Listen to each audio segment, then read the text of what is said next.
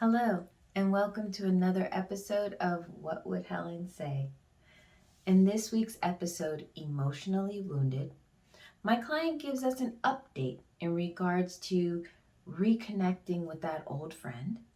We also explore some of the dynamics of her relationship with her mother a little bit deeper.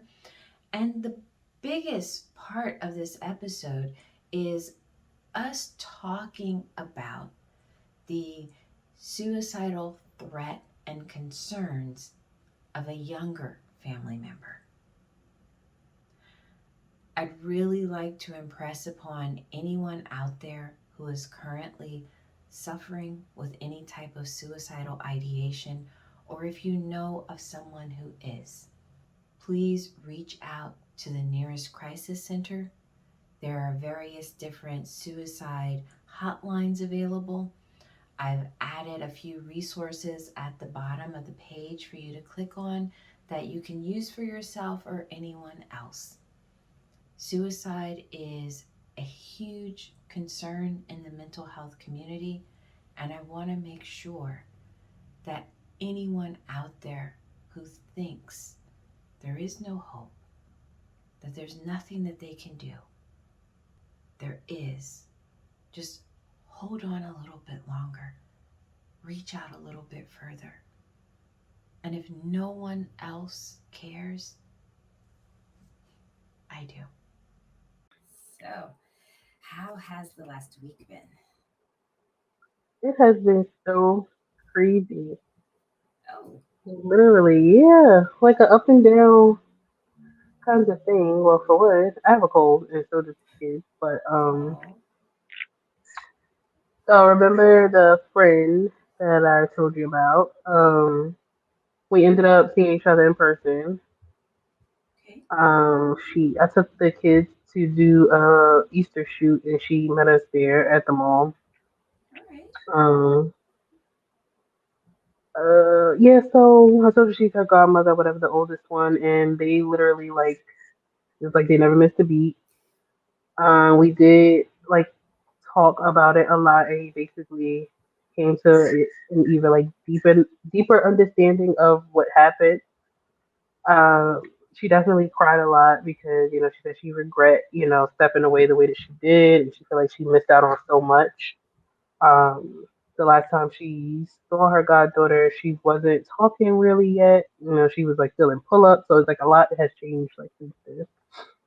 So yeah, after that we were supposed to go out like and talk, but instead of going out, we ended up just coming back to the house because she wanted to spend more time with her goddaughter. So and she literally stayed here for like hours, probably until like midnight or something, and then drove back home. Oh, wow. Right. So a complete turnaround. Um and she kept asking me like, is this, something that you want? Like, are you okay with us, like, jumping back into how we used to be, like, friend wise? Or do you think that, this is too much for you? Like, I don't want to mess this up again because I do feel like, that I am at fault. And, like, I never said this before. And I told you, like, we never really had, like, that kind of conversation because she's not that kind of person. So Right. I know it was, like, definitely a big step for her. So definitely a big step for me as well. Good. Yeah.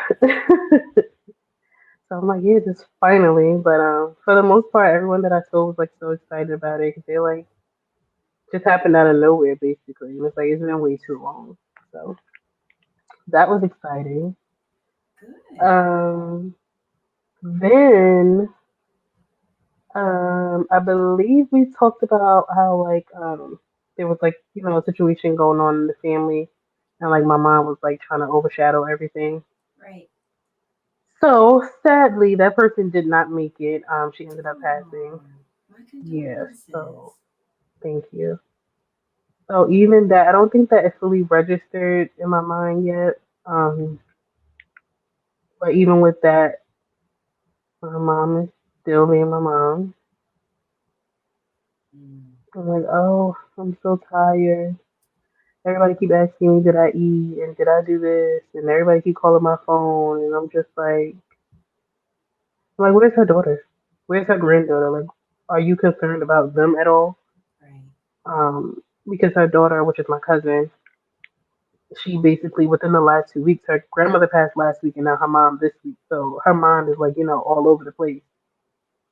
She doesn't have her dad anymore because he had already passed years ago. So I'm like, this is a lot on her. Right. And her house is literally it's my cousin, her mom, and then her daughter. So I'm just like, it's only the three of them. That's all they know. It's hard for them.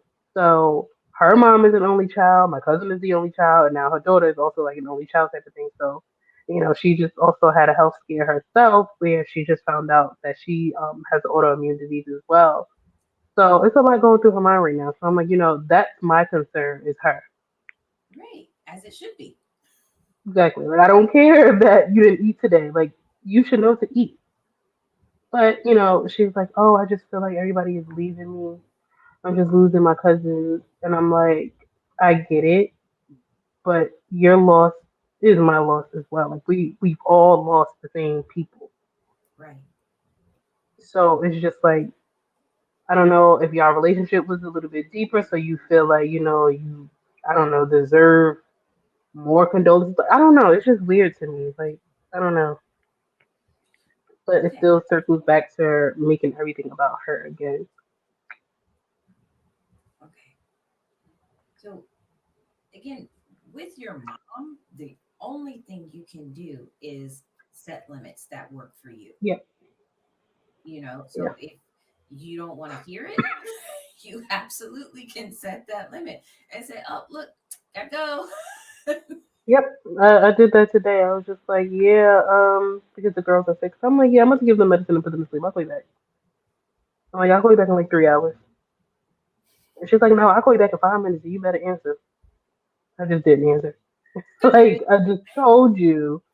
Like, I don't want to hear that. And then she made like a weird comment the other day. She was like, oh, I think this was yesterday, I want to say. Like, oh, I guess y'all are back in town or back in the country. I'm like, where did we go? She's like, oh, well, I've been calling you, didn't answer, so you must have skipped town. I'm like, haha, very funny. No, I had my phone to do not disturb for a week. Like, I didn't answer for anybody. So she's like, well, I'm not just anybody. I told you, stop grouping me with everybody. I'm your mother. I don't belong in a group with everybody else. And I was going through so much and I was depressed. I needed to see your face and the kids' face. I'm like, don't put that on my baby. They don't want to see that. Right. You do not have a responsibility to take care of whatever her emotional state is. Right. And I keep telling him, like, you need to get help. Like, not my help. Like, Absolutely. it was just a lot. And then, in the midst of all of this craziness, I'm also finding out a younger cousin of mine who I'm really close with, like since she was a baby. That's always been my baby. But she's older now. She's 14 now. Her mom get into it a lot. I don't know. Her brother's in a weird relationship, so whatever. Her mom called me letting me know that basically she was trying to commit suicide. Oh no. And I'm just like, but it was just like her tone, and it triggered me so bad because I'm like, I've been there before, and you sound literally like my mother. Mm. And I'm like, I can't do it. Like, I had to get off the phone with her. I'm like, yeah, I'll call you back. Like, I couldn't do it. It's just like, why is it a joke to you? Oh, she had that kind of tone. It was just like she had like a regular conversation, so I'm just thinking, the conversation is normal. And then at the end, she goes, "Oh yeah, by the way." I'm like, "That's not a by the way kind of thing." No, it's not. That's how Exactly. you start the conversation. I'm calling you because this Exactly. is a concern. Exactly. I'm just like, that was weird. And it's just like, oh, well, that's what she want to do. To go ahead. She's so dumb. She's so crazy. I'm like, yeah, that's the reason why. This is exactly the reason why. And I'm just like, I literally pray. I'm like, I just pray that this girl gets some kind of help. You know, so I guess good thing, bad thing, I guess, I don't know. She happened to be talking to one of her friends through their Gmail account, but she was on her school email, and they monitor those emails. So the school saw that and basically sent her home, and they said, she needs to have a psychological clearance in order to come back to school because they found out about those messages and stuff like that. So now she has to take her to like some help group or whatever, and I'm asking, I'm like, okay, so you are gonna take her, right? And she was like, yeah, I have no choice because that's the only way that she's gonna go back to school. Um, and she basically was like, well, she told them that she tried to do that because I wouldn't let her leave out the house, and I'm like, well, you did say that's what started the initial argument that night, so I don't want you to try to. It's like she's trying to like downplay it in order to get her to not say, what the issue is or something. Right. It's like that's exactly what happened. That's the truth. So why are you saying it as if she's lying? She's telling the truth. Like, just it literally broke my heart because I'm just like, I saw the signs and I told them. I knew it. Like I witnessed the change in her. Like, and I'm just like, this is not gonna end well. I knew it. I kept saying it. She like she acts different. She normally when we see each other, like I said, like I've always been around her like since she was a baby, so she's literally attached to my hip. So I started to notice that she stopped calling me less.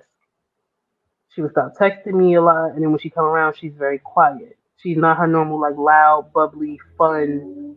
She doesn't play around a lot. Like even with my fiance, like she would come over to my house probably like every weekend. Like they play around a lot because that's all he does all day is play. So they'll play around a lot, or he'll be like, oh, let's go to the mall or whatever. Like she like hanging out with him and stuff like that. And then like, when she came around one weekend, he said something to her and she just was like real snappy. So I'm like, maybe it's like a menstrual type of thing, but no, like she just wanted to just lay down all day. She didn't want to get up. She just scrolling on her phone, laying under the cover, and I'm like, that's not you, you know?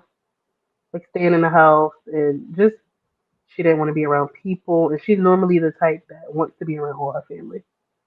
But if she can find somewhere that's like super secluded, she'll just stay there. And she's like just always quiet now. I'm just like, that's not her. That's not her at all. Like she even like down to her hair, super obsessed with her hair since she was young. It's super long, thick, curly, like just a dream.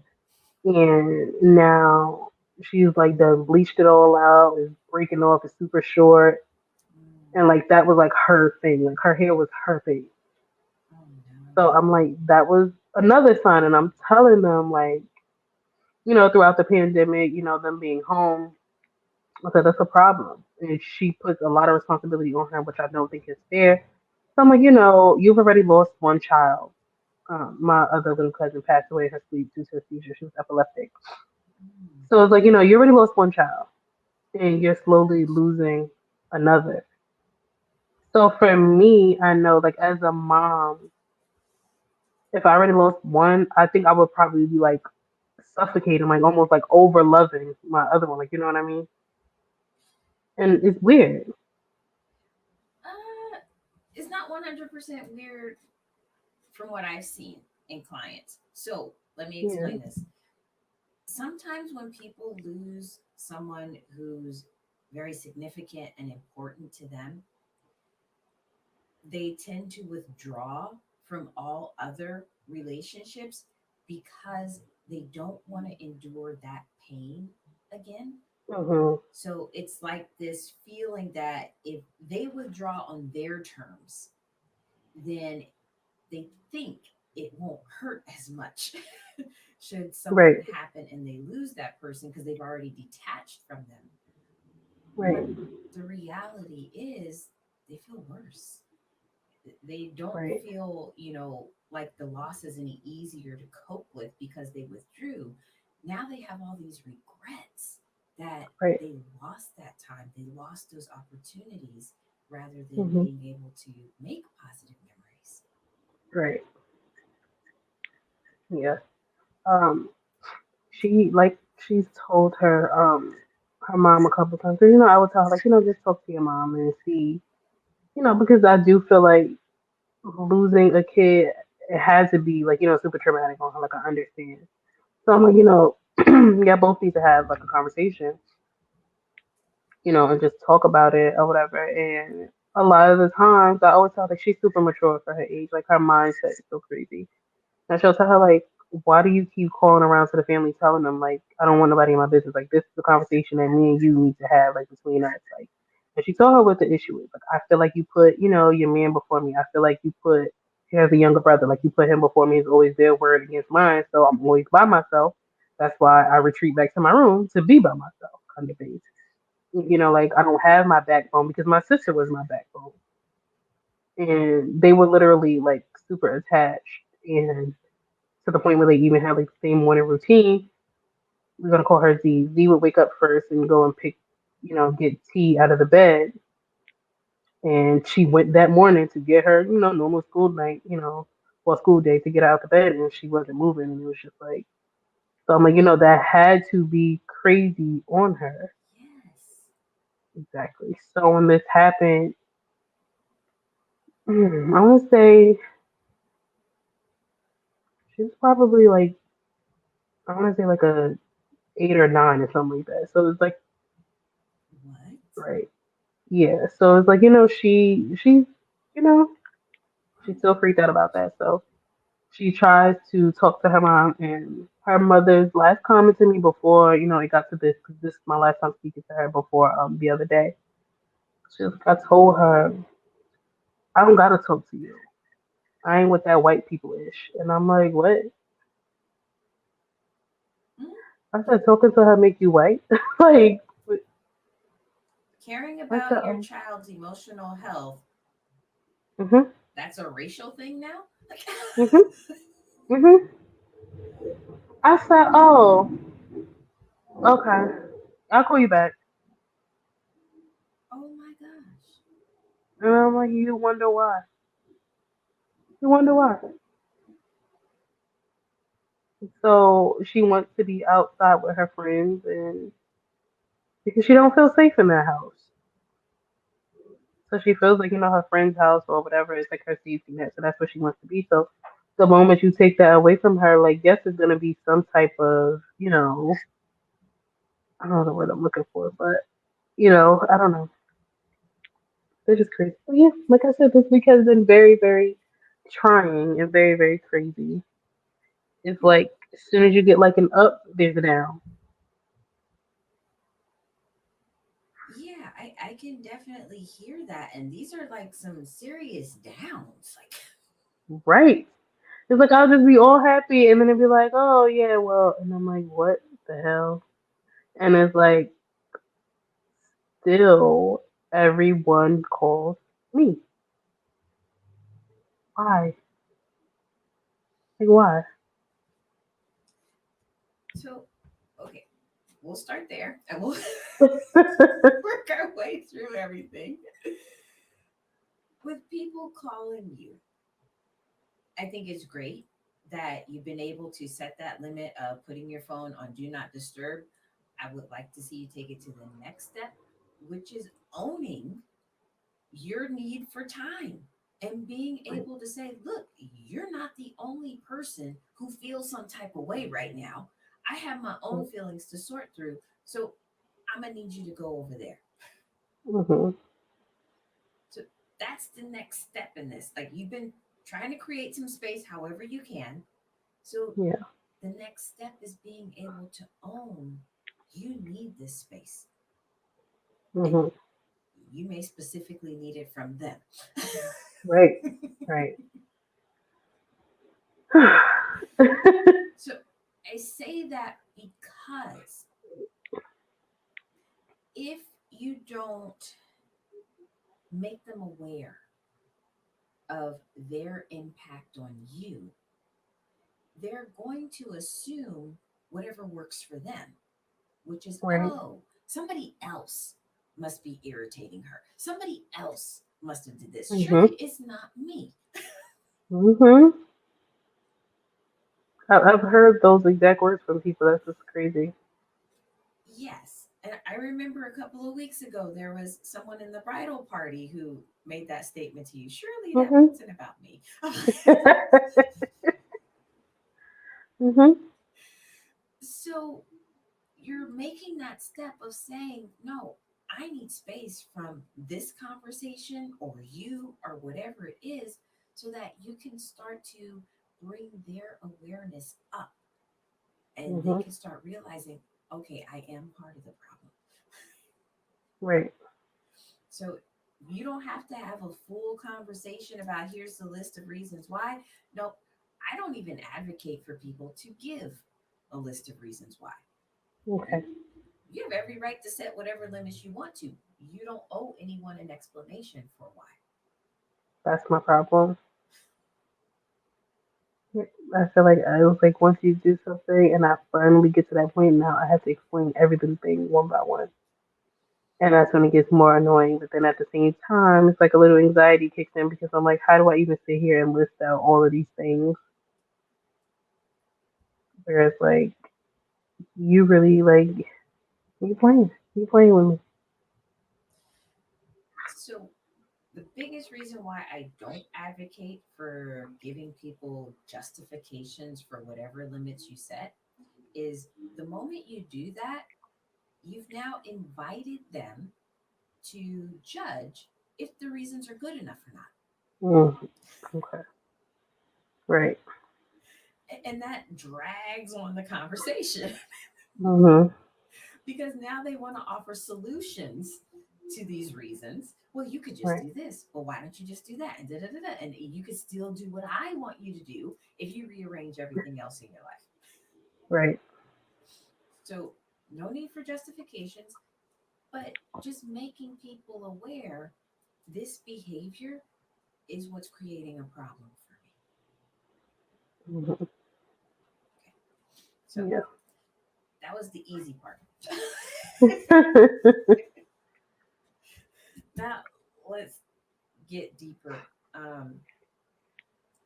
Because my next immediate concern is your younger cousin who's lost her sister, who is emotionally estranged from her mother. You know, she's obviously depressed. She's expressed feeling suicidal. You know, she's withdrawing. Like she has a list of Mhm. symptoms here that's like red flags, red flags, red flags. Right. Um, Right. um, and it becomes a question of okay, no, you're not the mother, you're not the guardian, you know, you're very limited. Right. Yeah. I even tried that at one point. You know, when it first happened, like with her sister, and I like, I know that she needs counseling. That was my first time in counseling as well. So I'm like, it might help her.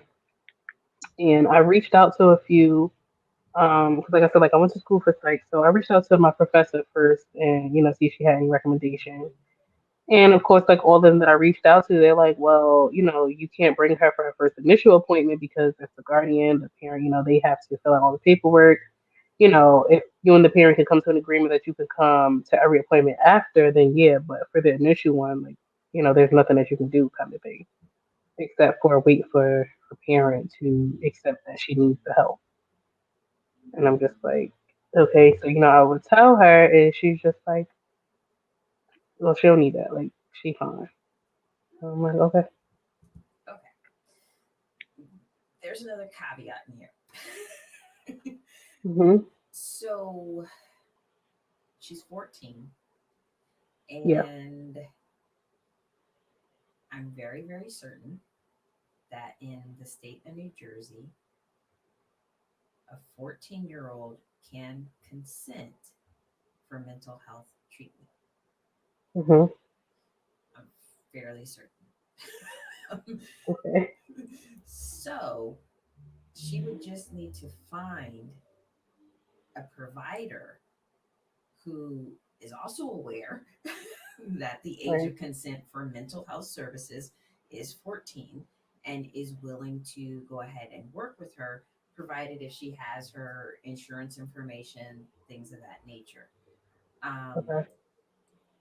Parent information is still necessary because if that provider says, hey, this is definitely, a crisis alert, parent needs to be made aware, or a parent needs to come take the child from here to the hospital, or whatever it is, Yeah.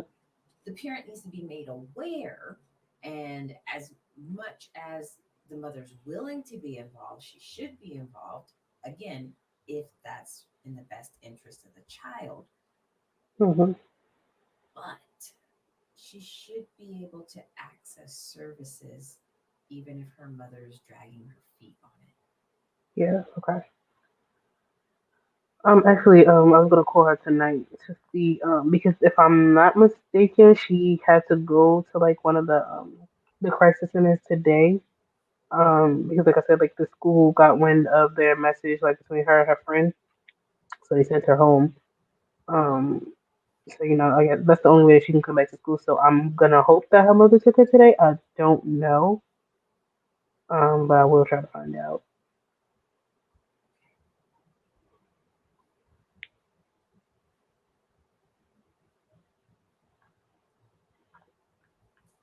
So the other thing is, if I'm wrong, I don't think I am, but if I'm wrong Hmm. about the age of consent, you can still be helpful in terms of being the transportation for your younger cousin to get to wherever it is, and maybe being the in between person to get mom to sign the consents and that sort of thing. So at least to get her started. And then Hmm. you can kind of just say, all right, I will take her from here on out. Right. Um, but still, I'm pretty sure the age of consent is 14. Okay. I'll check. I'll call her tonight. I'm not gonna call the mom. More than likely, I'll call my cousin instead and see, like, what happened with today, or if they're gonna go, if they did go. It's supposed to be. I don't know exactly what's the name of this place. Like I want to say it said it's like a hub or something. So I don't know if they would like provide services. Mm, yeah, it just says here, so when you know experience a mental health crisis, you don't have to go through it alone. We're here to listen to you. So I don't know if it's like a help group or something. Okay. Are they in the state of New Jersey? Yeah. Okay. So another option is, well, first, if she took her to a crisis center, which is what should have happened, she should have taken her to a crisis center to be evaluated on the Hmm. spot. They would give any type of written clearance if written clearance was warranted, or they would help facilitate, longer term treatment. Um, if none of that happened, Right. then you can also call Perform Care, which is a service that's available in the state of New Jersey where they provide in community services. So that means a therapist would go to their home and Right. provide whatever counseling services in the home, or if your cousin didn't feel comfortable doing it in their home, then they can decide, on a different location, but still the therapist would go to her, and it wouldn't be Okay. a matter of hoping that the mom can transport her, or you having to go and transport her, or things of that nature. Um, for that, the mom definitely would have to, do all the paperwork and sit with them at least for the first meeting. Um, Hmm. and then after that, they can schedule with your cousin, just between her and whoever the therapist is. Okay. I'll tell her then. Form care. Okay. Got it. Yeah, I'll tell her.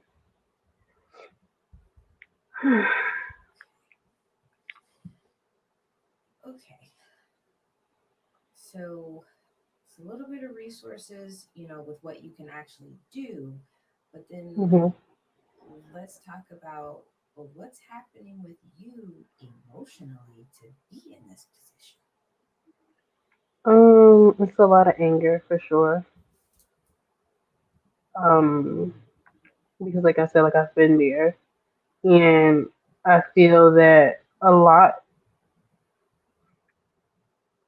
a lot of people like feel the same way towards like mental health, and that's what made me, want to go to school for it, and like, but it's just like I don't understand why is it such why is it such a joke, really, um the whole, you're too young, like, you don't know what's going on, or you don't have anything to be worried about, stressed about. Like, I got bills, and it's just like life is bigger than bills. We were in a pandemic. These kids literally saw no one but the four walls in their homes. Like, they couldn't go anywhere. There was no type of social interaction. And it's like you tell them, oh, stay off your phone, stay off social media, but that's the only way that they can contact their friends. Or it's like, so what do you do at that point? And now, where she is at that age where she wants to be around her friends, and, you're making her like super responsible for another child that you decided to bring into this world. And it's a two-parent household. And the guy's not her dad, but it's the little boy's dad. So it's like, for me, in my mind, it's like an even split. Right. You do this, he does that. But it's like, no, you have her traveling from I don't know how many blocks up to go and pick him up right after she leaves out of school. But then after she gets him, then she got to go back in the house. But like, it's just too much. It's too much.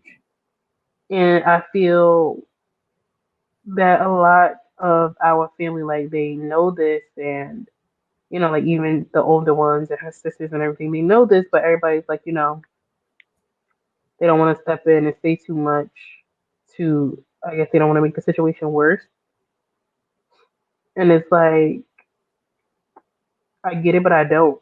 Because, like I said, like, I've been there before where people would tell me the same thing, like, oh, your mother, she shouldn't do that, but I'm not going to say nothing. And it's just like, no, like, say something. Yes. So, yeah, like, to my aunt, it's like I had to tell her, and I'm just like, that's not right. Like, why would you do that? Like, that's so stupid. And it's like, I have to, in a way, tell myself to, like, take myself out of the situation because I'm responding in my head like as if it were me, kind of thing. But that's not a terrible thing. Okay, okay, I had to make sure. Because part of that is you empathizing with your younger cousin and being able to say, I know what that feels like. And it Right, sucks. And the last thing you want to do is to act like every other adult when you were that age. right. So I can see how, in some ways, this can almost be like a healing experience for you that you can Hmm. do for your cousin what no one else did for you.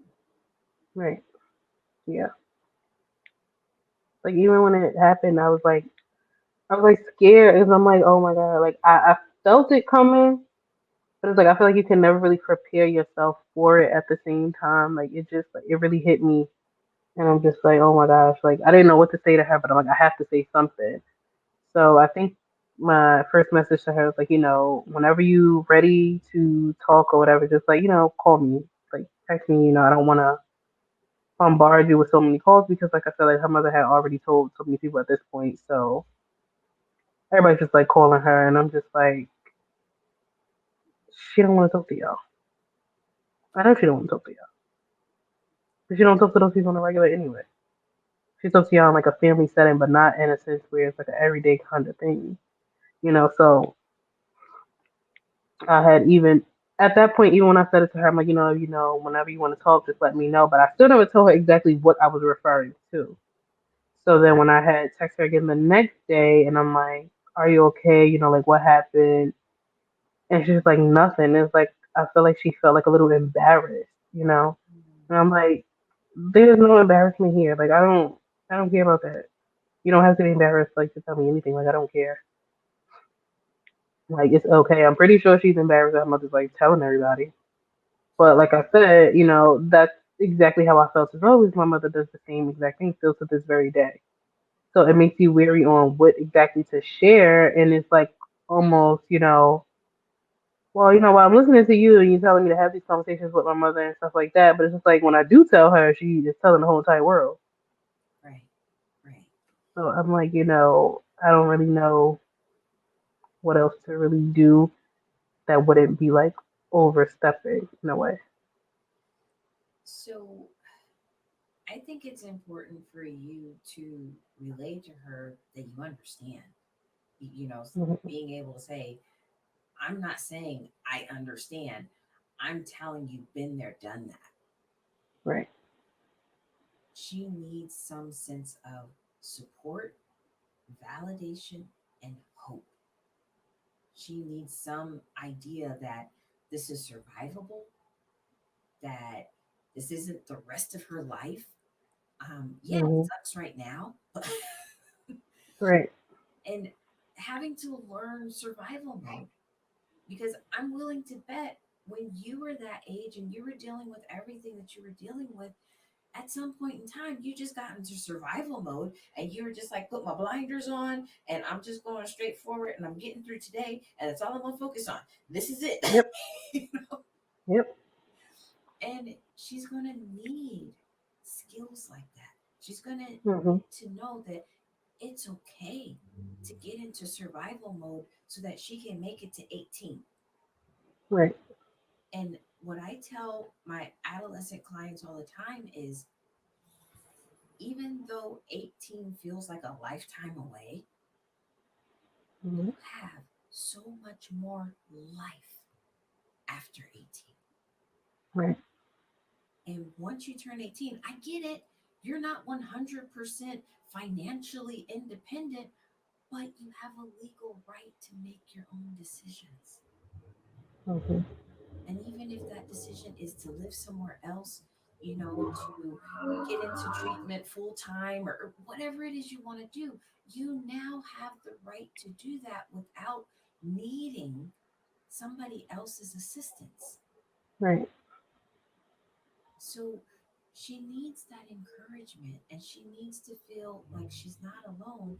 And if that's her mom's attitude about this, that she's brushing her off, she's not taking her seriously, she's telling everybody in whatever tone of voice that she may be, sharing this information. So now that's conveying to other people, don't take her seriously. Hmm. So who knows what else she's heard, and people making her feel like she's wrong for feeling Hmm. this way. Hmm. She needs validation. Right. And the scariest thing about teenagers feeling suicidal is they're short sighted, like developmentally wise. They're in this moment right here, right now. They're really not thinking about Hmm. those 4 or 5 years from now. They're thinking Right. about right now sucks. And they're impulsive. Hmm.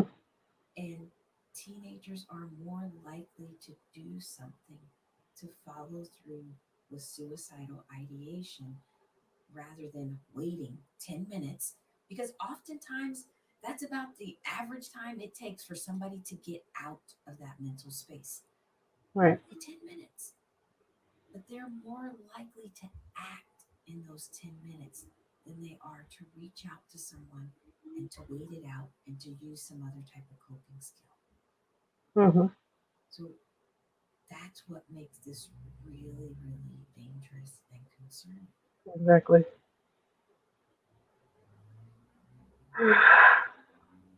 That's why it's just like so. It's scary for sure. Absolutely. So I'm just like, she just she allowed it to happen. Like she literally just sat there, and I'm just like, and then for you to throw that in at the end of the conversation, because with the note basically from school that she wrote to her friend, she needs clearance because she had thoughts about it and that she kind of basically like acted out on it as well. Um, and she told her friend that she took some pills basically. And as my aunt is telling me this on the phone, I'm like, okay, well, let me just text her. Like, I'm about to shoot her a text or whatever. I'm like, and once we hang up, like, I'm calling her. And she like, oh, that's if she respond. I'm like, she always does to me. Like, what do you mean? She's like, oh, she sleep. I'm like, what kind of sleep? Like, what do you let her go ahead and take pills and then just go to sleep? So I'm like, It's a did disconnect. you not go in there? Like, what do you? I mean, thank God, like she ended up texting me like an hour or two later, but I'm like, what if she didn't? Like, oh, I just keep peeking in, making sure. A peek in is not doing anything. Like, I don't, whatever this man is, whoever he is, well, I know he is, and I don't like him, but it's like she loses brain cells daily being with him. And I'm like, you just don't even realize it. Right. Or you just realize it and don't care. Like, I don't know, but I don't know, like, why? How can a relationship, like, determine how you are as a parent? Like, why is that the case? So, okay, this is my 2 cents. Like, she was here first. I am totally with you in this. This this is honestly what I think because I've heard numerous situations like this Hmm. where parents have pushed their children to the side for this relationship. And again, it's my 2 cents. Yep. I think it's because people have often equated true love with a romantic relationship, and they don't see that true love is true love is true love. It's not Right. about who it's with. It's Right. that you can have true love with your kids. That doesn't mean that it's somehow inappropriate or sexual or anything of Right. that Right. nature, but it's that you love that person unconditionally and you are willing to give to improve their life and your own life and to grow and help each other and to be consistent and kind, like all the Hmm. things that love is, that can come in any relationship. But people get so fixated that it has to come in a romantic relationship package, Yeah. so they tend to discard other relationships because, oh, but that's not the true love. That's not the true love. This is the true love over here, so you have to go over here and wait while I get my true love. Mm. Half the time the person they're in a relationship with isn't all that. At all. That's the craziest part about it. And I'm just like, and it's like, I started to witness the change, like in my cousin, but it's like I witnessed the change in my aunt too, and I'm just everybody can see it, and it's just like that's not who you were. Like she was the one that you would want your kids to go to. Like she was that aunt. You always have that one person that's like, oh, bring them over, and they'll have like a house full of kids. Like she's that kind of person. She'll take every last one of them. They're all washed. They're all fed. They're all well taken care of. Like she's that kind of person, and it's just like now she doesn't get any kids anymore. Like nobody goes to her house. Like, she doesn't get company anymore. Like she doesn't even reach out to get any of the kids, and it's just like that's different for us because we're not used to that side of her. So it's just like people are seeing a change in you, and if you tell her about it, it's just like she don't know what you're talking about. Like no, it's not. I'm like yes, it is. Like everyone can see it. Your daughter is telling you that she sees it. She's telling you exactly what she's feeling, and you're basically like being dismissive and invalidating her feelings by telling her like stay in a child's place. Like you don't know what you're talking about. And I'm just Mm, like, and then you wonder why. right. This is why. And then for her to take it this far, like basically like screaming for like more attention and more love from you when you should be giving it to her, and you're just like, oh, you stupid, you crazy.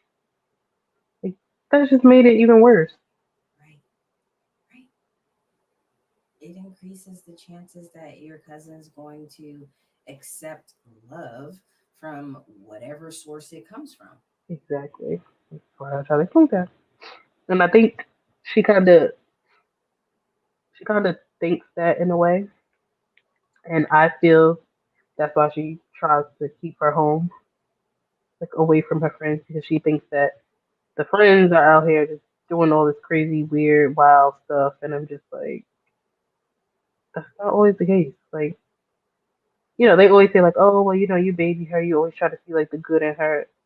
She's a good kid to me. She's good. She's the sweetest kid ever. Like I swear, the sweetest. I'm not saying that she's completely innocent, and she's up in that age where I know that that's what they do. Like I know at some point she's gonna find a little boy, or she's gonna start being sexually active. I know that already. I'm not saying that that's never gonna be the case. Like she's an angel, or whatever. But I know that that's just something to accept. But I feel like we're at the age now. Why not accept it and educate versus Right. waiting for her to fall like flat on her face and be like, "Oh, I told you so." And this is exactly why, like, because that's always what happens. Hmm. A lot of parents like they don't want to educate. It's like taboo, and it's like, why? Why do you want to see them fall on their face? Why do you want them to struggle? Just because you did, or because you think you know, or what's going on? Like, why not just be proactive in the situation? Hmm. No, again, I'm right there with you. I don't get it. I really don't get it. I mean, my opinion is because I've had clients from different parts of the world that this is very much, an American mindset in regards to sex, being Hmm. very closed off and oh my gosh, shh, don't talk Right. about that. Right. That's Yeah. this taboo and this, that, and the other. Right. But then we wind up with all these other issues and problems to have to deal with because nobody talked about it before it was a problem. Exactly. And that's why I feel like I see so much of myself in her because it's exactly what happened. Like I ended up in the wrong situation. You know, I ended up being sexually abused. I ended up being a teen pregnancy. Like, um, we terminate the pregnancy, but I've been in that situation before around the same exact age. So it's just like you're just not listening. You're not seeing it, and she is I guess because I try to enforce her to like talk to her mother or whatever and be open. She's 100% more open with her mom than I was with mine. So it's like I see this girl who's actually like trying to have a voice, but it's like every time she does, it's like, oh, you're disrespectful. Who are you talking to? And it's just like, Bless excuse you. me. Ooh, Bless you. excuse me. Bless you. Okay, okay, okay. I'm normal now. Thank you. You're welcome. But it's like, you tell her all these things, but it's like she's trying. That's what I see in her. Like, I see her trying. And I feel like she's like 1,000% more brave than I was at that age. And it's like, whether you're quiet or whether you're brave, it's like you're still wrong. These things like still happen. So it makes you wonder, like, what do you do? One, if you have a chance to talk to her, please let her know that just because other people around her aren't changing, it doesn't mean she's wrong. Right, She has every right to speak up for herself, to speak out, to tell people what she wants, what she needs, all of that. Because if she stops doing it because she's like, well, I tried, it doesn't work. So why would I keep doing this? I'm the one who's left feeling hurt. Like, if she goes that route, it only gets worse. right. You know, she needs to know that this is a reflection of her mother, not her. There's not Hmm. a reflection, there's something wrong with her and she doesn't deserve it or she's doing it wrong or anything. It's a reflection of her mother's incapability to be Right. the type of parent she needs. Yeah. Yeah. Crazy. That really like sounds insane because I swear this is not this is not the same lady. And I just keep telling myself that like, there's no way. There's no way. There's no way. Because when I was going through things while I'm at this age, like she was one of the main ones that was there for me. You know what I mean? So it's like, what happened to you? What happened? Like I don't understand.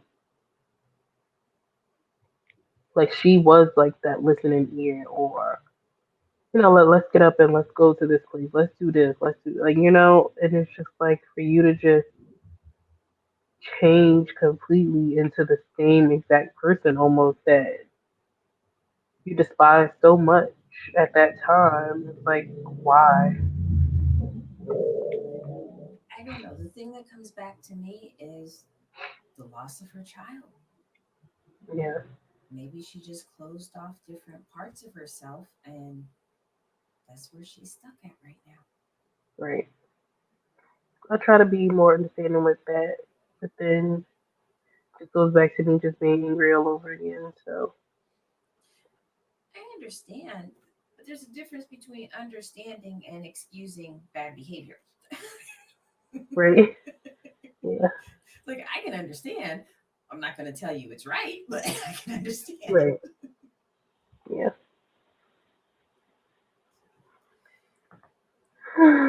Oh boy.